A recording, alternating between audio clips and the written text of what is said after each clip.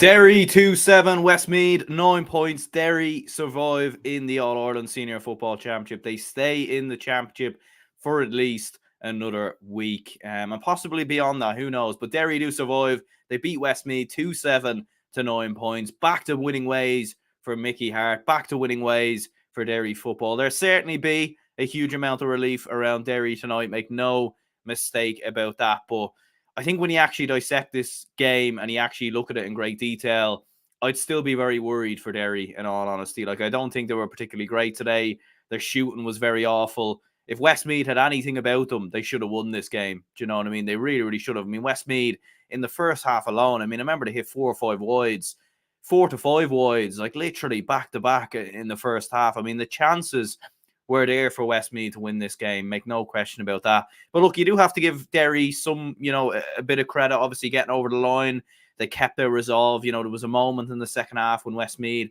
brought it back to a point just before Emmett Bradley's goal that they looked a little bit nervy. They looked a little bit all over the place, and they managed to get over the line. But there certainly are still worrying signs there from a Derry perspective, like Shane McGuigan, 2 points from him. His shooting was all over the place. I mean, I don't know what's happened to him.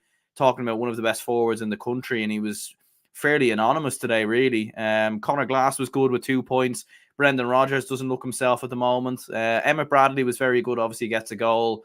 But overall, like, it was, I honestly do feel if Derry were playing a better team, they would have got beat today. They really, really would have. I mean, they were playing the same kamikaze-style football in the first half, and it was like, it's mad watching Derry at times because their build of play is so good, and they get into shooting scenarios and they just wouldn't shoot, and they just try and work the ball through for the perfect goal. And they were trying to time and time again in the first half. And look, in fairness to Westmeath, they were very well set up defensively. Kevin Maguire in particular was doing a very good job in there, and they were able to get the turnovers. They were able to turn the ball over, get the ball down the other end. But the problem for Westmeath was that they just weren't taking their chances. And Ronan O'Toole aside, they had absolutely nobody that they could rely on in terms of shooting. Like, Ronan O'Toole scored 3 points. None of their other starting forwards scored.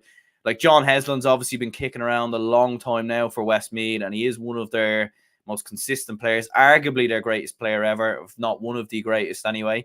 Probably say the Westmeath manager, Desi Dolan, was probably their greatest ever player, but he wasn't in the game, John Heslin. Like, he wasn't in it at all. And that was very, very frustrating. Luke Loughlin wasn't really in it. Sam McCartan didn't have many chances. And I think that'd just be a disappointment for Westmeath, because especially in that first half, it felt like they were there for the taking, Derry. They grew in confidence the more the game went on. Like, after they got the goal and, they hit a point straight after that, Derry. But like even at that, like, Derry didn't score their first point from play until the 16th minute, and that was from Lakeland Murray. And then even towards the end of the game, like, that Emmett Bradley goal was their only score in the final 20 minutes of this game. Like, they were 100% there for the taking. And, like, unfortunately, Westmeath, like, you could see the tiredness really in both teams, actually, but you could see it very much in Westmeath towards the end of the game, just where, there was chances there were 4 points down, and maybe they could have took a couple of points to bring it down to a one-score game. Just a few decision-making here and there just maybe wasn't really clicking into gear. But yeah, Derry do have massive work to do. There's no mistake about that, because if you play like that against Louth, I think you'll get beat. Against one of Mayo or Dublin, you'll get beat. Obviously, you can't play Armagh, Galway, I think, again. And I think the other team would actually be Tyrone. So yeah, look, Derry have massive work to do. There's no doubt about that. They'll be away as well, of course, in that preliminary round, because they've obviously finished third. But look, I'm sure Mickey Hart will know that. I'm sure the Derry team will know that. But there's just something there's definitely just something not right about them.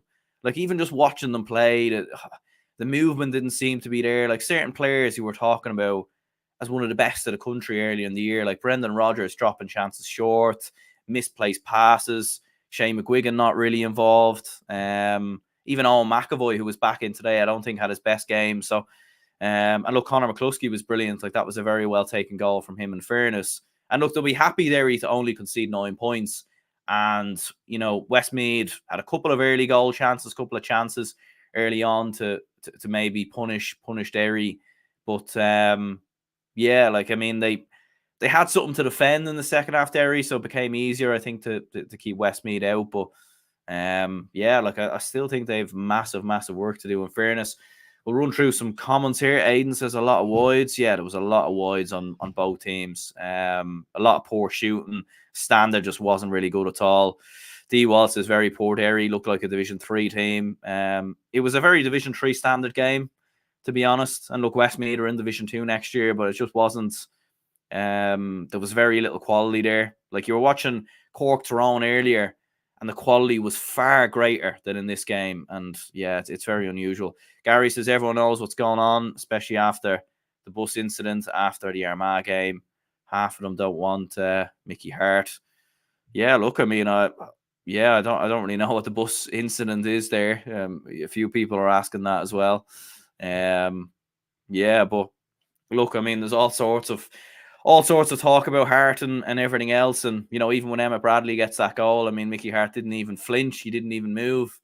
You know, he was happy. Obviously, he got the goal, but far from jumping around in celebrations. And yeah, they have a lot of work to do, Derry. There's no doubt about that, especially with the teams that they could potentially face. But I think Westmeath will be kicking themselves, absolutely kicking themselves, because there was an opportunity. And even like in the final 5 or 10 minutes, you were like, Westmeath haven't been great here, but they could still do it. And they only needed a draw as well. Like, let's not forget that a draw would have been good enough to get them out of this group. They would have finished above Derry on the score difference. So, like, they'll be absolutely kicking themselves in regards to that. And just big players like John Heslin, Luke Loughlin couldn't really get them involved in the game. I mean, Derry, to be fair to them, in the second half, they did drop a lot deeper, and they weren't really playing that kamikaze style of football that they were playing in the first half, and obviously in the majority of the other games. So whether that's a sign that they are maybe looking to change, or whether that was a case of Mickey Hart going, well, look, we have a lead here, we have something to hang on to, so let's just try and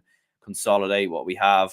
So they certainly were better defensively organised in the second half. But even at that, like, there was chances there for Westmeath, 100%. There was chances there. Gaelic Guy says Mayo, Tyrone are loud, would annihilate Derry the way they were absolutely abysmal today. They were lucky they were playing Westmeath. I wouldn't have even given a team like Cavan a chance against them. Yeah, they were very, very poor today. Derry are absolutely done. They won't win in the prelims. Westmeath left them behind them, kicked bad wides, says A2. Yeah, they did. Like, the first half, some very, very poor wides in there. Some very, very disappointing wides from a Westmeath perspective. And, you know, I suppose the rumour mill is loads of players are going to be leaving the Westmeath panel. So, you know, whether that's the end of an era for them and, you know, will they stay up in Division 2 next year? I'm not sure. I think it's going to be tough for them, to be honest with you. But for Derry, yeah, massive work needs to be done. I mean, they'll be happy with the 2 goals. There was certain elements of their play that was better than Armagh. But look, Armagh are by far a better side than Westmeath, as are Donegal, as are Galway. So, you know, coming up against better teams now, Derry will struggle, and I think they will need to change the way they play a little bit and alter the way that they play. Otherwise, it is going to be tough for them to stay in this championship. And at this rate, after watching that performance, I couldn't sit here with any confidence and say that they will be in those quarterfinals. Do you know what I mean? So it's a long way to an All-Ireland now for Mickey Hart's Derry. And yeah, just, I don't know, it just doesn't look right there with Derry. Definitely doesn't. And obviously, as Gary was saying there about it, you know, the bus incident or whatever, but you know, there's obviously something not right there, because certain players are not playing in the way that they were a couple of weeks ago. Big players are not performing. You know, their shot selection is absolutely dreadful. They look tired. They look leggy, giving away silly chances as well. And against bigger teams, they will get punished. They will get punished, no doubt about that. And I think Westmeath definitely missed the opportunity today. They 100% did. But there we are. But yeah, do let me know your thoughts, opinions on the game in terms of man of the match. Very, very difficult one, in all honesty. I've no idea actually who they gave it to on GA Go. Emmett Bradley was decent, I think. Conor McCluskey was very good as well. You'd probably give it to Conor McCluskey. Actually got the goal. And to be fair, I think he was picking up John Heslin, kept him scoreless. So, you know, like, it was a very, very good performance from him.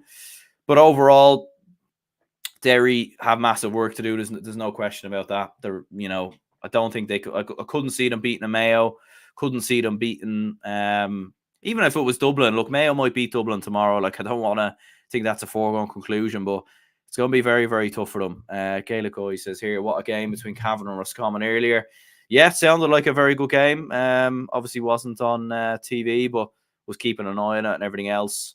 And yeah, huge win for the Rossies. Some other big wins in there. Antrim beating Fermanagh was a bit of a surprise in the Tailteann Cup, but we will review all the games tomorrow in more detail. But yeah, we'll be back tomorrow for some more games. We'll be doing a watch along tomorrow for the Dublin and Mayo game, so make sure to tune in for that, as well as plenty more games. Armagh Galway tomorrow as well, so very, very exciting stuff. So yeah, anyone who tuned in, if you could hit the like button and subscribe, that would be very much appreciated. And until the next time, catch you all then.